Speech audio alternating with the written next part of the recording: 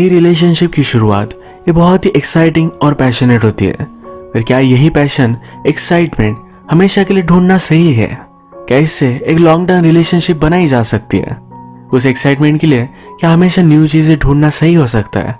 इसी कंसेप्ट को लेकर 2017 की न्यूनेस ये मूवी आती है। मॉडर्न डे डेटिंग सिनेरियो और रिलेशनशिप को एक सही तरीके से एक्सप्लोर करती है। इसका एंड बहुत ब्यूटीफुल है, तो अंत तक जरूर देखिएगा। वीडियो स्टार्ट करने से पहले मैं आप सबसे रिक्वेस्ट करता हूँ, अगर आपको अच्छा लगता है तो प्लीज लाइक और कमेंट जरूर कर दीजिए, इससे चैनल को बहुत सपोर्ट मिलता है। अब बिना किसी देरी के इस मूवी को एक्सप्लेन करना स्टार्ट करते हैं। मूवी स्टार्ट होती है और हमारे मेन कैरेक्टर मार्टिन और गाबी ये दोनों हमें दिखाए जाते हैं। इनकी लाइफस्टाइल में ये डेटिंग ऐप पर स्वाइप कर रहे थे।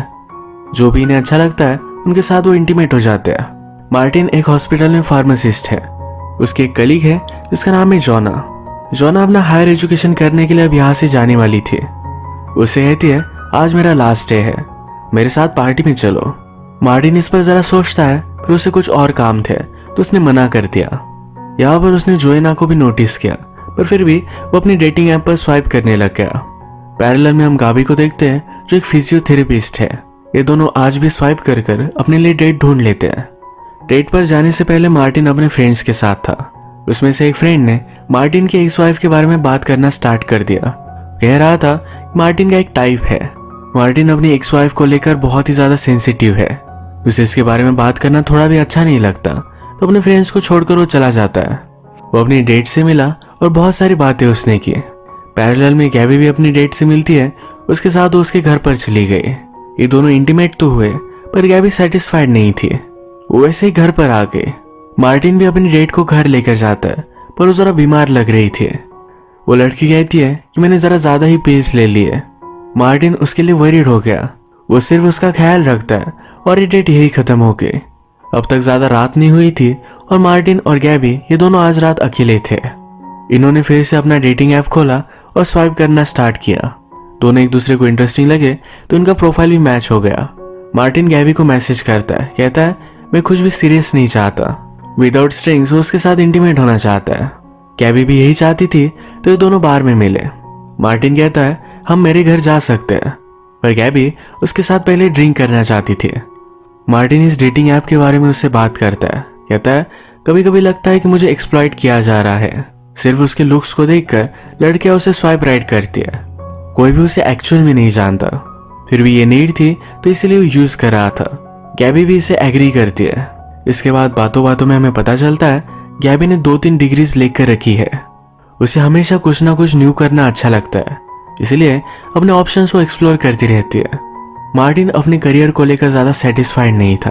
उसे लगता है कि वो एक जगह पर स्टक है और यहाँ से निकलने के लिए वो कुछ करने भी नहीं वाला। ऐसे बहुत सारी बातें इन्होंने की, फिर डांस किया, बार में कुछ गेम्स खेले। इन दोनों को एक दूसरे की कंपनी बहुत अच्छी लगी। ये दोनों जब बाहर आए तो गैबी उसे सच सच बता देती है कि वो किसी और के साथ डेट पर थी। मार्टिन कहता है इससे मुझे ज्यादा कुछ फर्क नहीं पड़ता। गैबी को लगा था इनकी डेट यही खत्म हो जाएगी और मार्टिन उसे डिनर के लिए पूछता है। ये दोनों और भी टाइम एक साथ गुजारते हैं। मार्टिन और गैबी इन दोनों को फ्यूचर में बच्चे चाहिए, पर गैबी इसके लिए शादी नहीं करना चाहती है। इनकी नाइट बहुत अच्छी थी तो मार्टिन के घर पर आए। ये दोनों इंटीमेट हो जाते हैं। सुबह का भी मार्टिन की बचपन की फोटोज देखती है। ये दोनों मिलकर शावर करते हैं। मार्टिन उसके लिए ब्रेकफास्ट बना रहा था। गैबी को स्क्रैम्बल्ड एग्स पसंद नहीं है, पर मार्टिन कहता है तुम्हारे लिए मैं स्पेशल बनाऊंगा, तुम्हें अच्छे लगेंगे। गैबी को कभी भी पसंद नहीं आते थे, पर आज उसे अच्छा लगा। वो मार्टिन से पूछती है इसमें स्पेशल क्या है। मार्टिन कहता है बहुत ही छोटी छोटी चीजें होती है, पर उन्हें परफेक्ट करना पड़ता है। वेल एक्चुअली ये मूवी का बहुत ही इंपॉर्टेंट सीन है। इसके बारे में आपको बाद में पता चलेगा।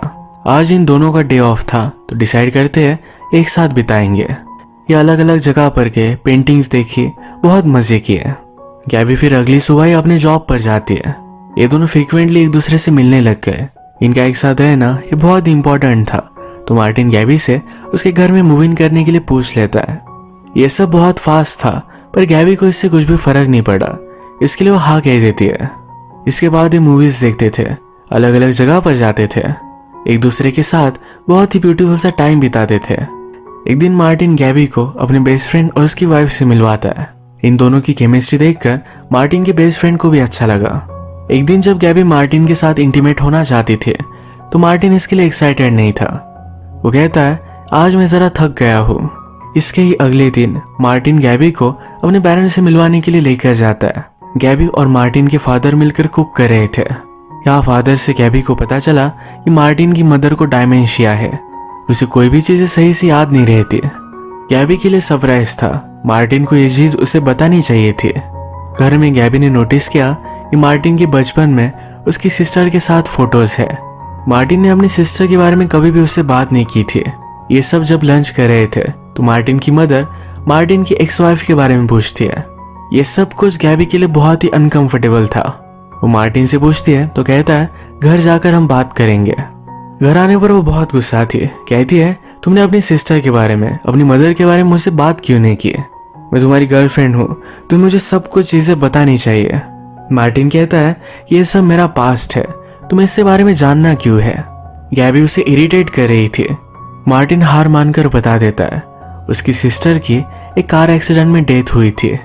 इसके बाद उसकी फैमिली पहले जैसी कभी भी नहीं रही। ये उसके लिए बहुत ही सेंसिटिव टॉपिक था, पर फिर भी उसे बात करनी पड़ी। इस पर वो गैबी पर भी गुस्सा था।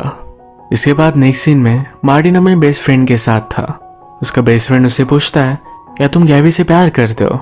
मार्टिन कहता है कि हाँ।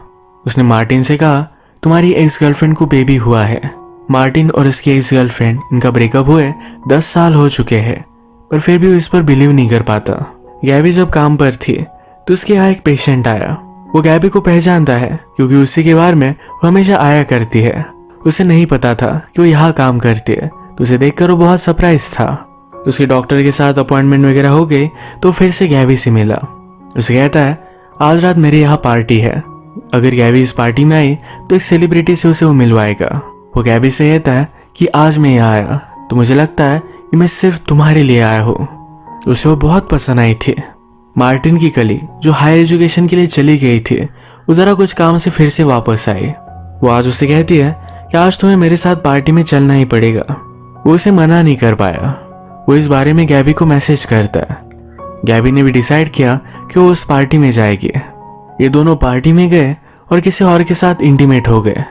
गैबी ने मार्टिन पर चीट किया तो उसे बहुत बुरा लग रहा था। वो उसके पास आई, रोकर उसे सब कुछ सच बता देती है।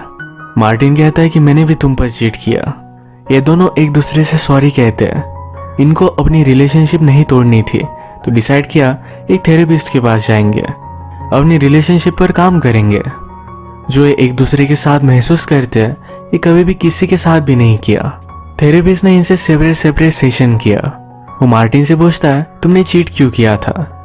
वो कहता है, मुझे लाइफ में कुछ एक्साइटिंग चाहिए था। यही आंसर गैबी का भी था।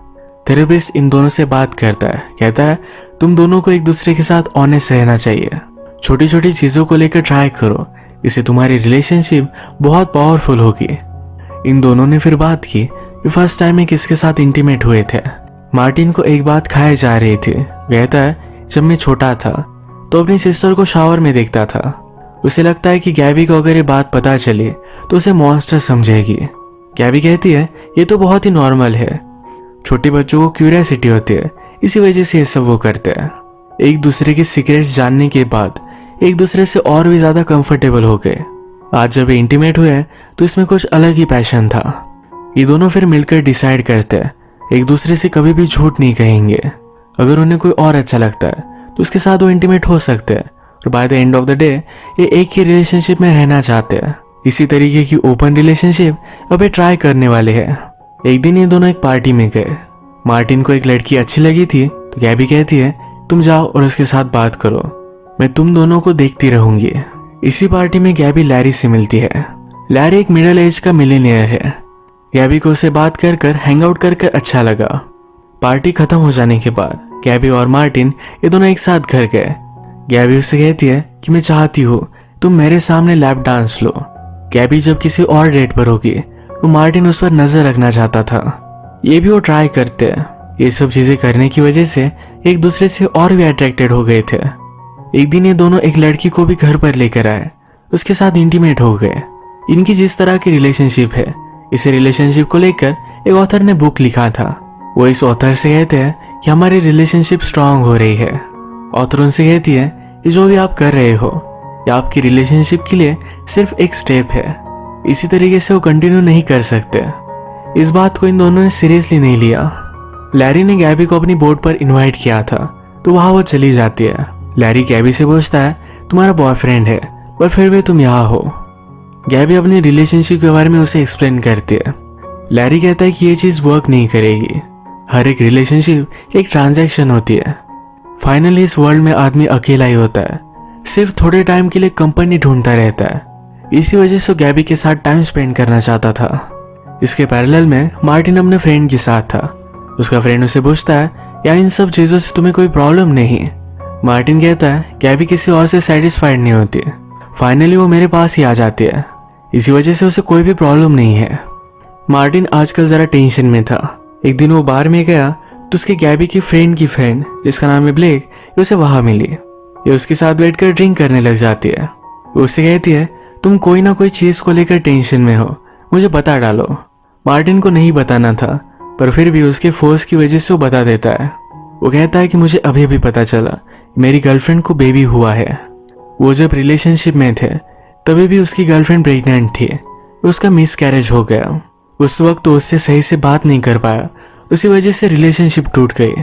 उसे लगता था कि वो हमेशा उसके लिए है, पर उसकी गर्लफ्रेंड लाइफ में सही तरीके से मूव ऑन कर चुकी है तो अपसेट था। ब्लेक रियलाइज करती है कि मार्टिन को ये सब बातें गैबी को बतानी चाहिए। वो अनकंफर्टेबल होकर यहाँ से चली गई। मार्टिन इन सब बातों से बहुत डिस्टर्ब हो गया था। वो रात में गैबी के पास आया, उससे बात करना चाहता था पर गैबी बहुत थक चुकी थी। वो रात में अपनी एक्स गर्लफ्रेंड की सब फोटोज, उसकी वीडियोस देखता रहता है। इसके बाद गैबी फिर से लैरी के साथ डेट पर गई। आज रात ये दोनों इंटीमेट हो गए थे। अगली सुबह जब मार्टिन को पता चला तो इस बात से वो जेलस था। अगले दिन जब गैबी अपने फ्रेंड से मिली तो उसे पता चला कि मार्टिन और ब्लेक ये दोनों एक दूसरे से बात कर रहे थे। मार्टिन ने उसे जो कहा था इस सब कुछ गैबी को पता चल गया।